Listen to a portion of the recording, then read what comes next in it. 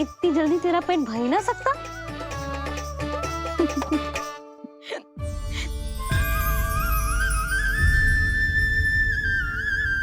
ये क्या है लल्ला? ये क्या था तेरे मुंह में, दिखा। ओहो, मैं तो भूल ही गया था कि मेरे भीतर ही तो सारी सृष्टि समाई हुई है। मैया ने उसकी झलक देख ली।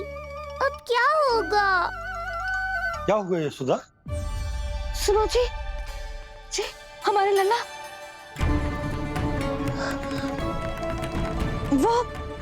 वो इसके मुंह में। क्या? भूल जाओ ना मैया, कुछ नहीं था मेरे मुंह में। लल्ला मुंह खोल के बाबा को दिखा। अरे क्या देख रही है उसके मुंह में? अवश्य ही मेरा दृष्टि भ्रम होगा, किंतु ऐसा भ्रम। अरे बताओ ना यशोदा, या फिर मुहूर्त शीघ्र ना बताने की बात का प्रतिशोध ले रही हो तुम? ना ना, ऐसी बात ना है। तो फिर बताओ ना क्या बात है? हा? मैंने लल्ला के मुंह में कुछ देखो। क्या देखो? अब फंस गया मैं। मैया बाबा को सब कुछ बता देंगी और राय का पहाड़ बन जाएगा। फिर कैसे संभालूंगा इन दोनों को? ऐसे लगो जैसे जैसे जैसे पूरा का पूरा ब्रह्मांड। ब्रह्मांड लल्ला के मुंह में। अच्छा, तुम मेरा मुंह देखो।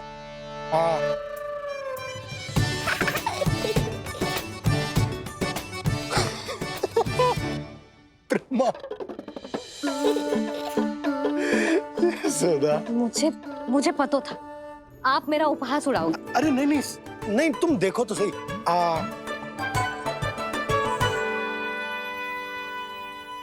ब्रह्मांड ना सही, गोकुल तो दिखना चाहिए। अरे गोकुल को राजा हूं मैं, है कि ना? है? देखो, अरे देखो तो। धन्यवाद बाबा, आपने इस बात को गंभीरता से नहीं लिया, इसलिए अब मैया भी नहीं लेंगी। आज तो बचा लिया आपने। आज के बाद ना आपको कुछ बताऊंगी ही ना। आप जाओ, नामकरण उत्सव की तैयारी करो। और हाँ, इस बार भी उत्सव छोटा ही करना है, जे तो मत ही बोलना। हाँ। अब इसे कैसे समझाऊं कि हम कोई भी उत्सव बड़ा ना कर सकते? व्यर्थ ही कंस की दृष्टि पड़ जाएगी हम पर।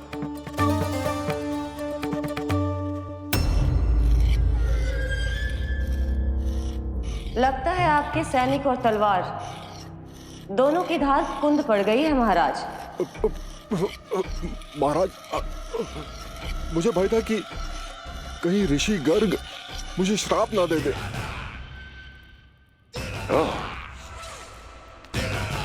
तो श्राप से भयभीत हो गए दुर्जन,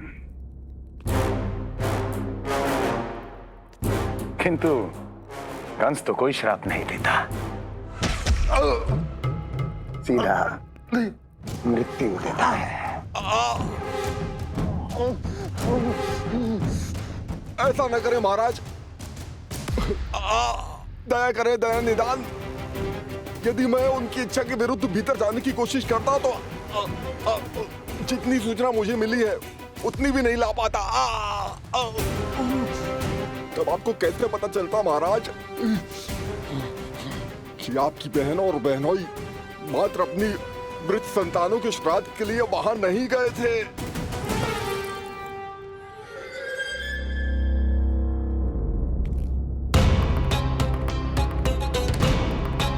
आगे बोलो। पूरी तरह तो नहीं सुन पाया महाराज, किंतु मैंने स्वयं अपने नेत्रों से देखा है महाराज। राजकुमारी देवकी ने ऋषि गर्ग के हाथ में कुछ दिया था। ये सत्य है महाराज, और ऋषि गर्ग ने उन दोनों को वचन भी दिया था। सही समय की प्रतीक्षा कीजिए राजन, आपके दोनों कार्य पूर्ण होंगे। महाराज, मैं आपका सबसे विश्वसनीय सेवक हूं। आपके हर आदेश का पालन करना मेरा अधिकार है और मैंने अपने अधिकारों का पालन किया भी है महाराज। किंतु फिर भी यदि मेरी ओर से कोई भूल हुई हो, मुझे क्षमा करे दयानिदान, मुझे क्षमा करे। इसका अर्थ है कि उत्कच सही कह रहा था। वो दोनों अवश्य ही कोई ना कोई षड्यंत्र रच रहे हैं मेरे विरुद्ध। समय आ गया है, अब मुझे किसी ऐसे की खोज करनी होगी जो उतना ही शक्तिशाली हो जितनी की मेरी ये तलवार।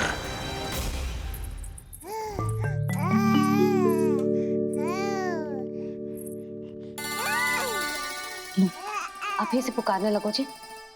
अभी तो आई हूँ रसोई में।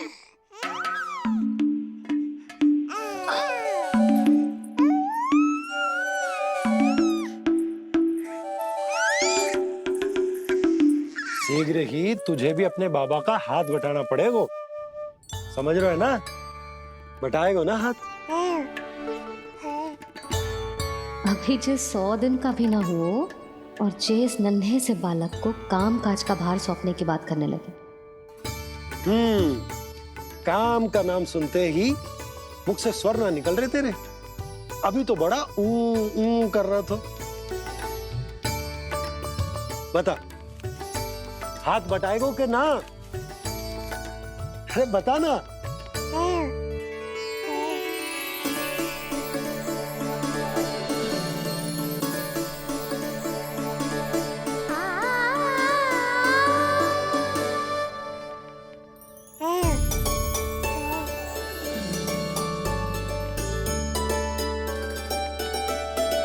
कल तू पूरा 100 दिन को हो जाएगा लल्ला। पंडित जी आएंगे, तुझे नया नाम मिलेगा। देखो तो मन में तो इनके भी कितना उत्साह भरो है। बस दृष्टि में मैं ही आती हूँ। और कल तुझे वो नाम मिलेगा लल्ला जिससे पूरा संसार तुझे पहचानेगा।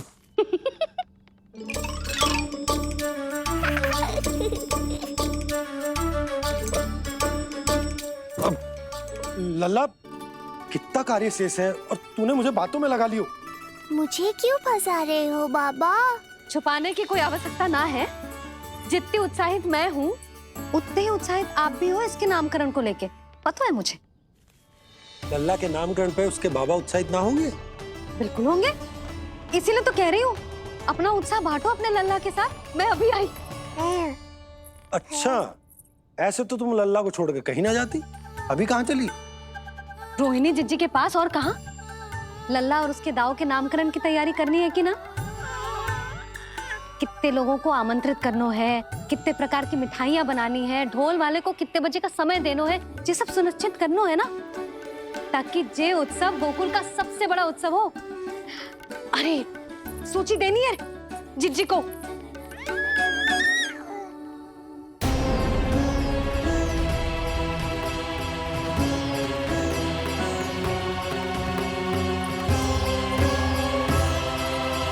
सबकी कोई आवश्यकता ना है। आवश्यकता ना है मतलब? कहना क्या चाहते हो आप? मैं ये कहना चाहता हूं कि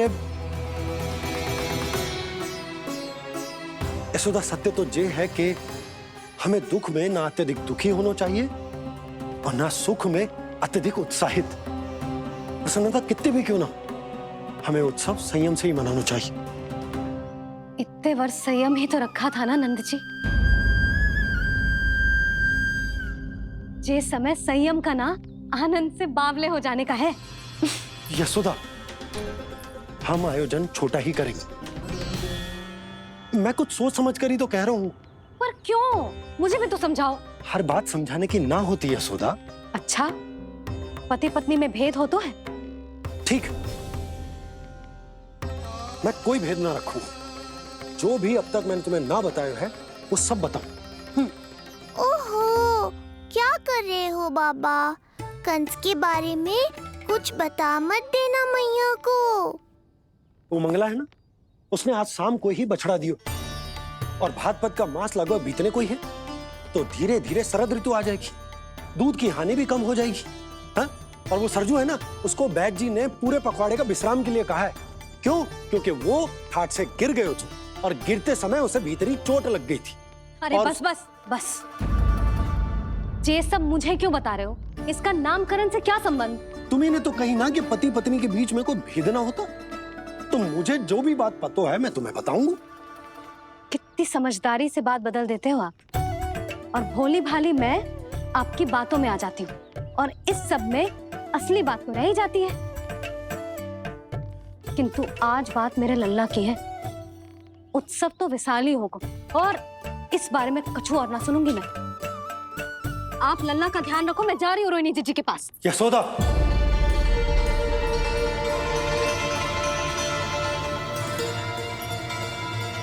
बात केवल सुनने की ना होती, उसे समझना भी पड़ता है।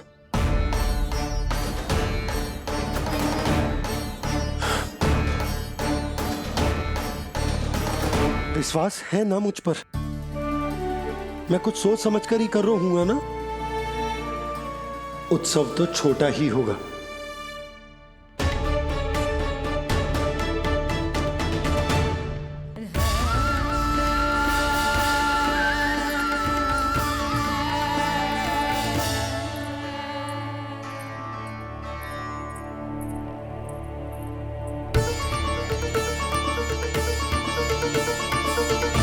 क्षमा करना लल्ला, तेरी मैया को डांटना पड़ गया।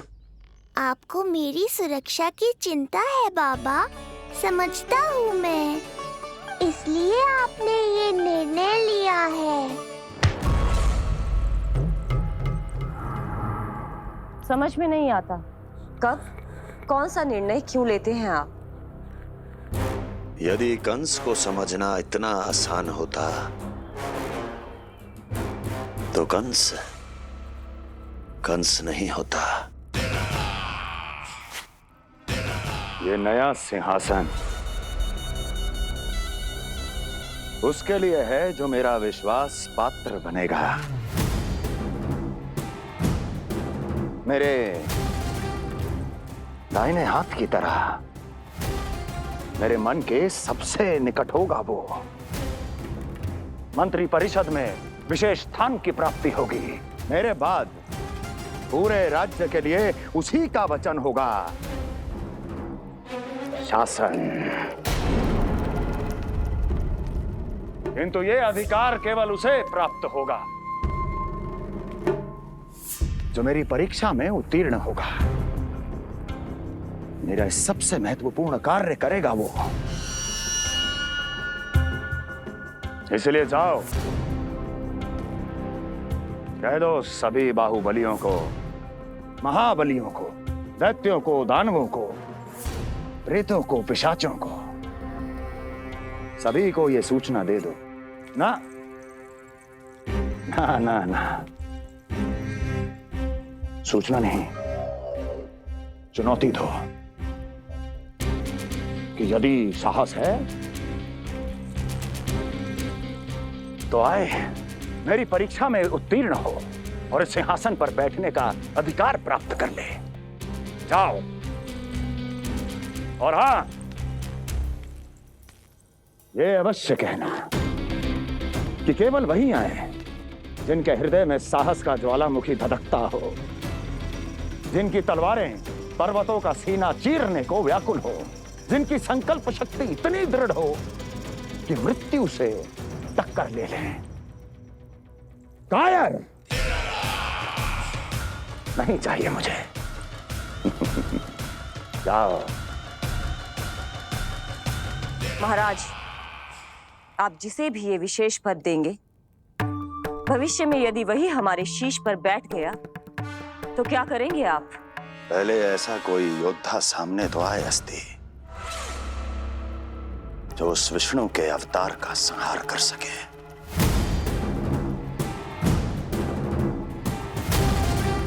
और जहां तक प्रश्न है हमारे शीश पर बैठने का, तो स्मरण रखो अस्ति, कंस को अच्छी तरह आता है ऐसे तो साहसियों को बीच दरबार में खड़ा करके अपनी उंगलियों के संकेत पर नृत्य करवाना। ता दीर्घ ता। और अपना कार्य सिद्ध होने के बाद उनके तन से उनके शीश को उतारना कंस को भली भांति आता है।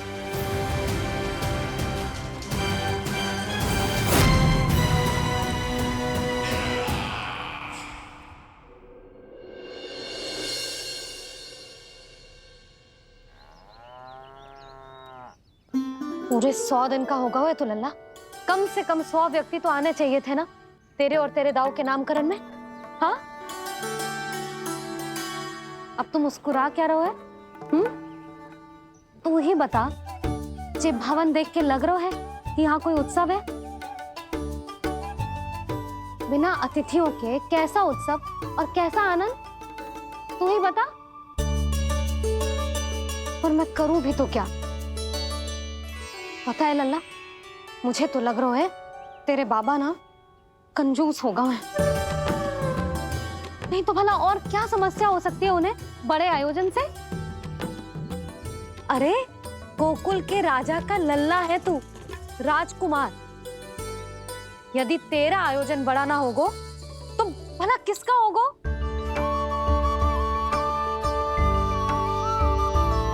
मेरी भूल है, मैं भोली हूं, इसीलिए व्यर्थ में तेरे बाबा की बातों में आ गई। मैं भोली हूं ना, व्यर्थ में उनका कहा मान गई। किंतु अब ना मैं कोई मांग रखूंगी, ना मैं उनसे बात करूंगी। और कहे देती हूँ लल्ला, सावधान जो इस बार तू बीच में आया तो। हाँ नहीं तो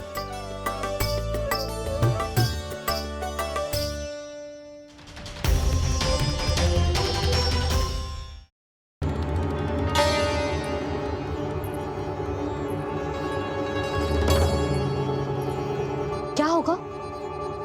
हाँ, सब ठीक तो है ना? आप इतनी चिंता में क्यों हो जी? कुछ बुरी सूचना तो ना मिली? अब जे मत ही कहना कि जे भी मुझसे छुपाना पड़ेगा। जो भी है मुझे बताओ। पंडित सदानंद जी महाराज वो नामकरण के लिए ना आ सके। उनकी बिटिया के पांव भारी, उसे लिवाने वो समधियाने गए। ये तो शुभ समाचार है।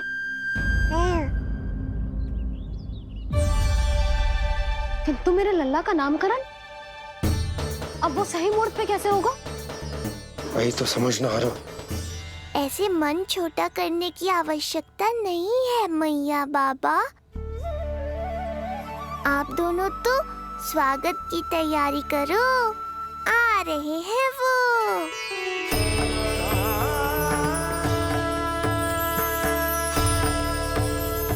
लो, आ गए वो जिनकी मुझे प्रतीक्षा थी।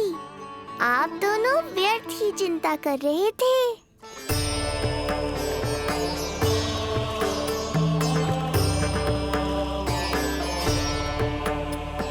अब कौन करेगा मेरे लल्ला का नामकरण?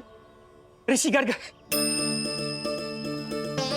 नंदराज, रानी भाभी, महान ऋषि गर्ग हमारे गांव में पधारे हैं।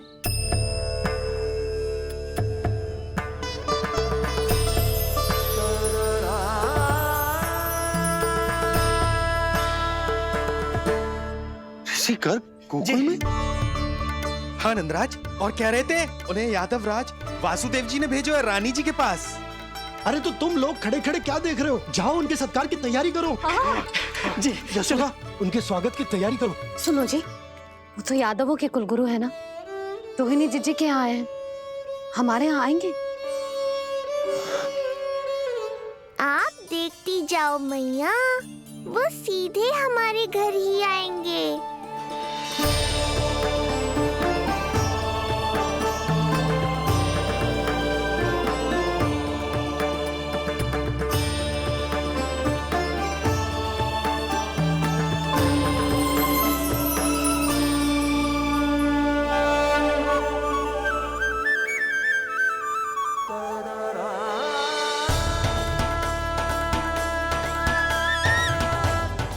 क्या हो रहा है मुझे? मैं उस भवन की ओर क्यों बढ़ा जा रहा हूँ? क्योंकि आपके यहाँ आने से ही मेरी मैया बाबा की चिंता समाप्त होगी ऋषिवर। ये बात तो मैं न जानता, परंतु मुझे जाकर उनको स्वागत करना चाहिए।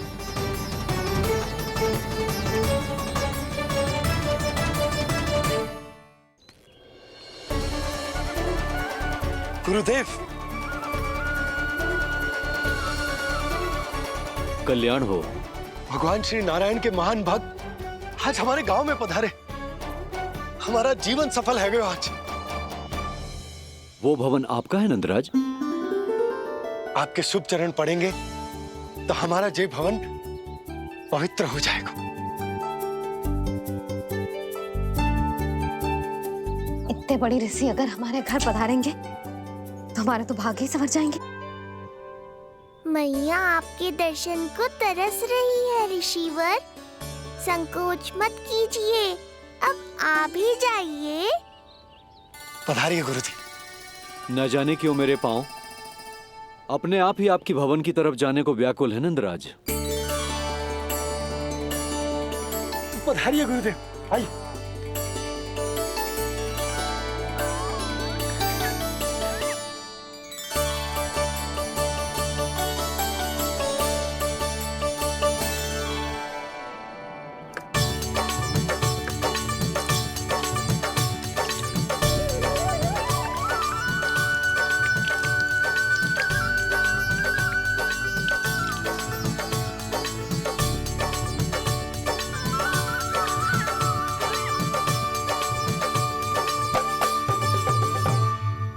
कल्याण हो। पधारिए।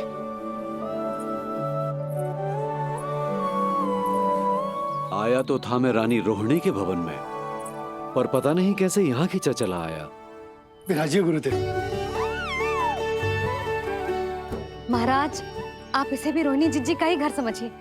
मैं अब भी बुला कर लाती हूँ। महाराज, ये हमारा सौभाग्य है कि आपने यहाँ आना स्वीकार किया। कहिए, क्या सेवा करूं मैं आपकी? मुझे आपके भाई वासुदेव ने भेजा है नंदराज।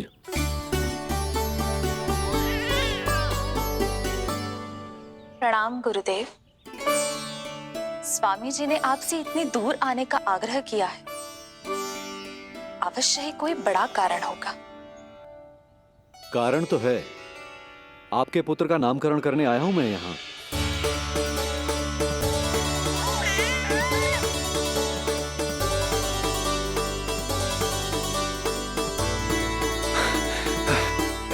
ऋषिवर, तब तो आप अत्यंत ही शुभ दिन पधारे। आज का ही मुहूर्त निकलो है भाभी के लल्ला और हमारे लल्ला के नामकरण के लिए।